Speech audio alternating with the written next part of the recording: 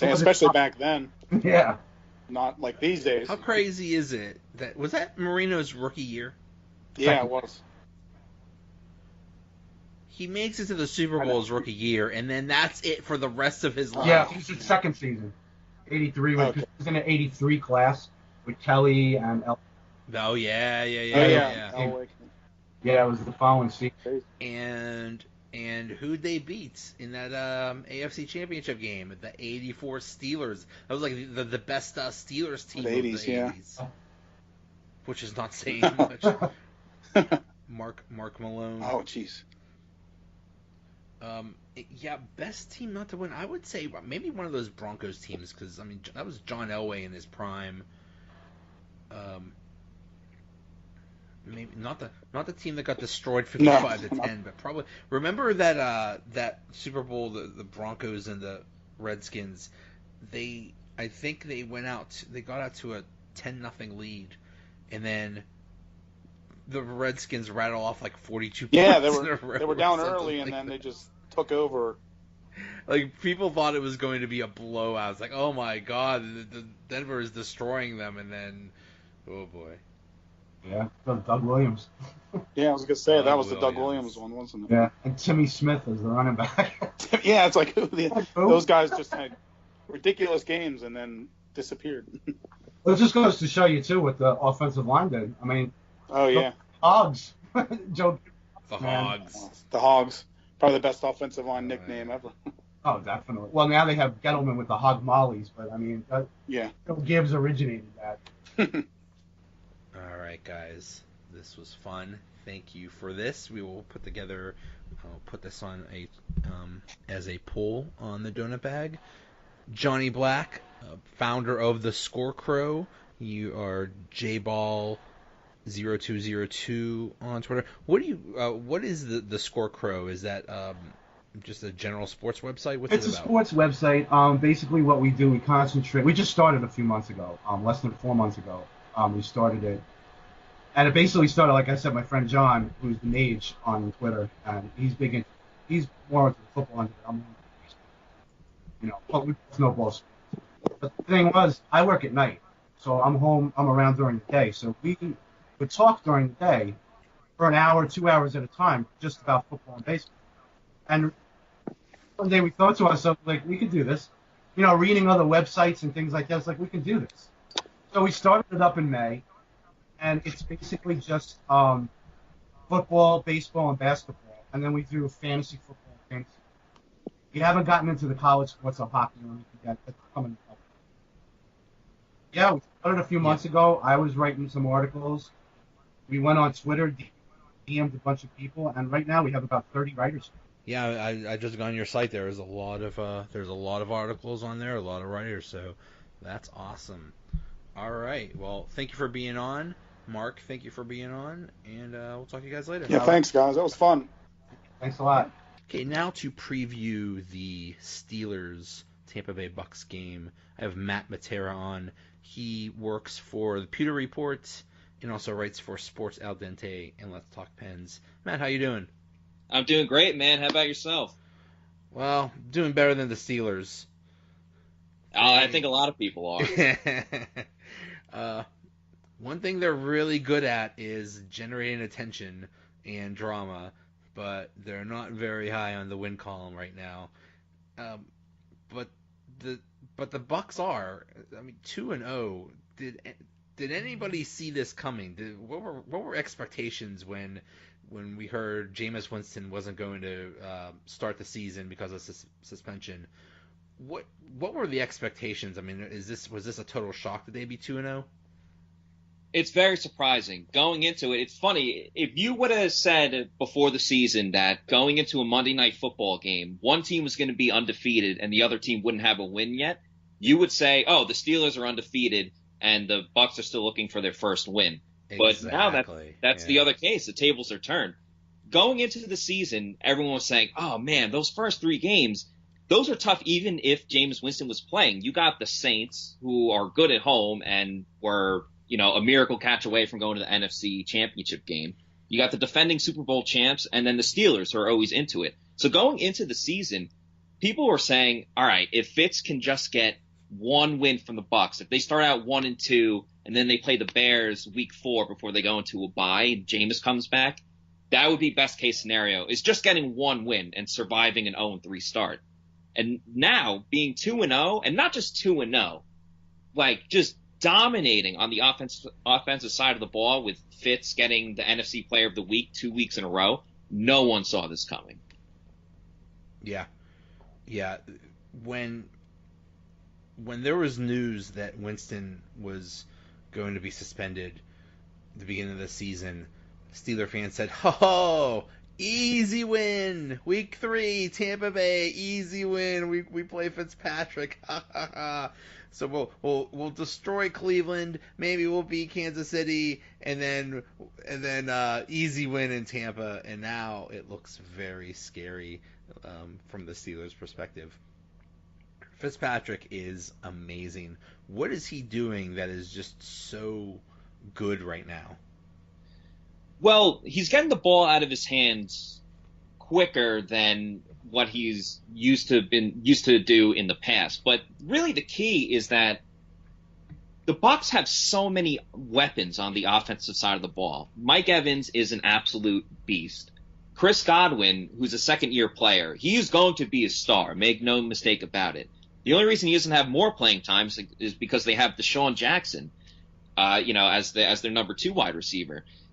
It's really just the chemistry that Fitz has built with these players. And you include O.J. Howard, too. He's a second-year tight end out of Alabama who has all the potential to be a great player as well. It's the chemistry that he's built with them from getting a little playing time last year. And then going into this season, you knew the suspension was happening with Jameis Winston. So at training camp every single day, Fitzpatrick was the one getting all the reps with the number 1 guys. James would get a few here and there.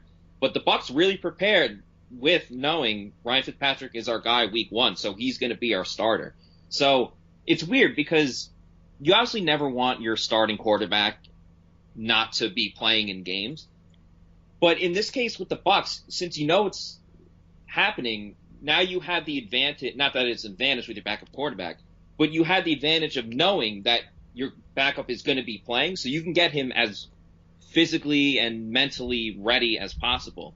So just all the reps that he took in training camp and in preseason, it's helped him out so much. And another thing, too, is just they've been able to connect on the defense, on the deep ball with Deshaun Jackson, which was a big problem with Jameis Winston and Deshaun last year. They just never got on the same page with that for whatever reason.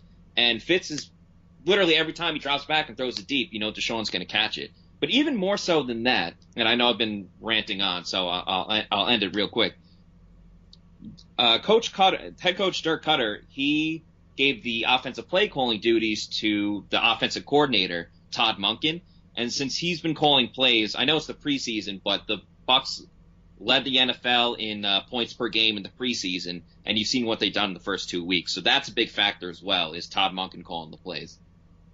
Yeah, it just seems like, I hear things like that, like this is what this offense can do with a really good quarterback, and I guess that's really not a nice thing to say about Winston, but it just seems like with Fitzpatrick, he has no fear. He just will throw it anywhere, and it's just all working right now. Well, that's the thing. It is working. But there's plenty of times Ryan Fitzpatrick is the guy that will throw 5 touchdowns, and the next game he throws 5 interceptions. So right now we're getting the hot Fitz magic, and it's just a matter of when the other shoe is going to drop when it comes to that. But yeah, he plays fearless. He's got this quiet, maybe not even quiet, but he's got this confidence to him. And you saw it last game when he threw his 3rd touchdown. He was just like screaming. And he almost did the Aaron Rodgers discount double check kind of thing. And then obviously you saw what he wore to the post-game press conference after. Deshaun Jackson, that was amazing. His clothes and his chain and everything like that. So he's got a cockiness to him. And when it works unbelievably. And that's what's been going for the Bucs right now. It's clicking everywhere. And the other thing is they're doing it without a running game. They lost Doug Martin, and they really haven't been getting much from Peyton Barber. So that's a little bit that has to be a little bit of a concern, is if Barber can't get going, that you're just relying on the pass. That might be a little scary. Yeah, I absolutely agree with that. And you kind of saw that in both games where the Bucs jumped out to a huge lead, but then the other teams, I mean, the New Orleans game was a shootout back and forth. But even then, at one point, they had at least a 14-point lead, maybe even 17 points, and they weren't really able to close them out. And the same thing with the Eagles last week. They had a double-digit lead, and even at the end of the game, the Eagles scored a touchdown, made it 21-27. Now, luckily, the offense was good enough. They got a couple first downs and killed out the time. But if they went 3-and-out or something like that, the Eagles could have came back and won that game. It's interesting because in the preseason, again, Peyton Barber had a really good preseason and great practices, too. He was averaging 5.5 yards per carry, which, again, it's the preseason or whatever. But you thought that was going to carry over into the games. I think the running game is going to improve. They just went up against the Eagles, which have one of the best run defenses in the league. I'm not saying the Steelers are – well, they let up a lot of points last week. There's no denying that. But I think they're going to clean some stuff up, too, where it's not going to be a cakewalk running the ball against the Steelers. But the Bucs have their work cut out, and I think they will do it, but there's no question that they need to get better at that. Yeah, and the other thing is the defense for the Bucs is not looking so good. Yeah, I mean, giving up 40 points in week 1, and it sounds like they're dealing with some injuries too. How much of a concern is the defense? The secondary is more of a concern because their two starters before the season was Brent Grimes, who is a seasoned veteran. He's very good. You know what you're going to get out of him. And Vernon Hargreaves. Now, Brent Grimes hasn't played yet. He got a groin injury the Friday right before their first game. He hasn't played yet. And Vernon Hargreaves got a shoulder injury halfway through the opening game. He's now done for the year. So the two starting corners are two rookies. It's MJ Stewart and Carlton Davis. So every week, it's going to be just a baptism by fire pretty much. And for a rookie, your first career game is against future Hall of Famer Drew Brees, and it's in the Superdome. That's tough for any rookie coming into the league. So, and you saw what happened there. They let up 40 points. And then week 2, they got a little lucky because Alshon Jeffrey didn't play, and you're going up against Nick Foles. I know he played great in the Super Bowl, but Nick Foles isn't Drew Brees, and he's certainly not Ben Roethlisberger either. So you definitely saw some improvements there in the secondary. But, again, going up against Big Ben and Antonio Brown, and you got these rookies going against them, and even their safeties are young too. You got Justin Evans, who's only been in the league for 2 or 3 years. Ryan Smith is another guy. He's been in the league for 3 years. Jordan Whitehead, who went to Pitt. I don't know if you heard of him, but he's a rookie. Yeah. You got a lot of guys in there who have a lot of great potential, but they're young and they're learning, and playing in the NFL, as everyone said, it's completely different than college. So the secondary's really got their work cut out for them. Luckily, on the defensive line, they went out and they got Jason Pierre-Paul. They got Vinnie Curry from the Eagles, Bo Allen from the Eagles. They got Mitch Unrein as well, a former Steeler. He hasn't played yet because he's got a concussion that he got in training camp. So hopefully the defensive line will balance it out. They got 3 sacks last week. They need that to continue if they want to be successful.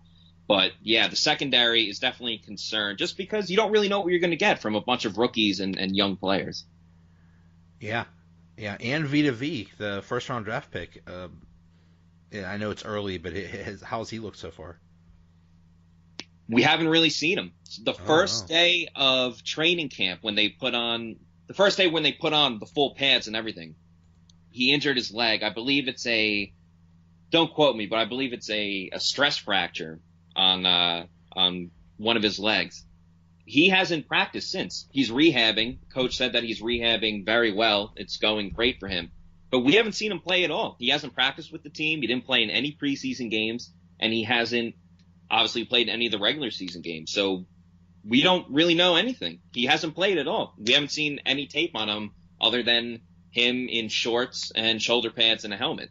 So I don't know if you could call an injury a bust, But he's got a lot of work to make up. There's definitely no question about it.